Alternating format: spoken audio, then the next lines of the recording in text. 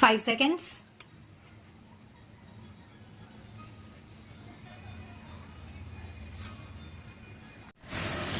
The statutory character of the body and the composition of its membership are in themselves evidence of the government's desire that there should not be too much departmental interference with the internal affairs of the universities, while at the same time ensuring that proper standards are maintained and some of the glaring defects of university education removed.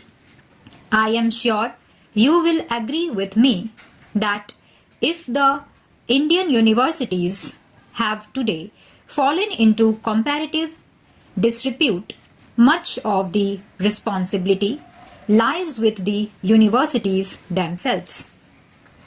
Their administration has, in many cases, become slack and standards impaired through mainly non-academic causes, into the details of which I need not go.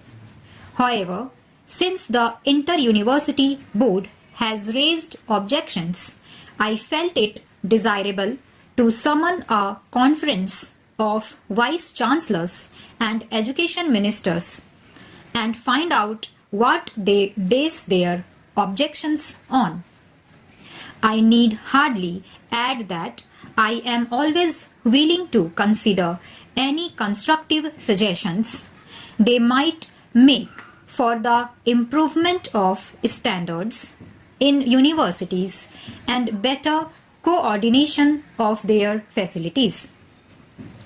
I assume that we have met with a common objectives, the reform of university education, with a view to making the universities agencies of national regeneration in independent India. I have made a passing reference to the fact that universities do not today enjoy the public esteem accorded to them in the past. The reasons for this are many, but two may be especially mentioned. One is the largely academic character of the instruction in the universities, which, instead of developing the personality of the student and enabling him to make a place in society for himself, often converts him into a misfit who adds to the number of the unemployed, if not the unemployable. The other is that even the standards of academic education have fallen so much that persons who have reached the highest stage are not only ill-informed and ill-educated about the affairs of the world, but are sometimes ignorant of the elementary things in their own fields of study. Inefficiency and corruption, which have also crept into some of the university administrations, have contributed to the public's loss of confidence in them. While no one is more keenly conscious of the defects of the present position, I should at the same time like to say that I do not believe that a sweeping condemnation of the universities and university education is justified right today. I must also point out that not all the present defects of the universities are due to faults of the staff or the administration. Many of them are a direct outcome of the system which has been set up. The fact that a university degree is an indispensable condition for employment in most types of service has induced a rush for degrees and led to overcrowding in the universities. As a degree is regarded as a passport to any employment. Some universities felt that they should not deny this passport to their students. There was thus a tendency to pass as many students as possible, if necessary even by lowering the standards.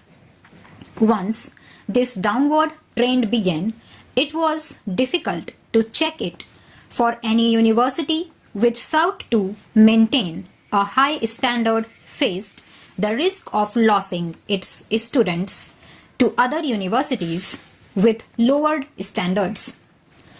The fact that degrees are essential prerequisites for employment had an undesirable effect on students as well.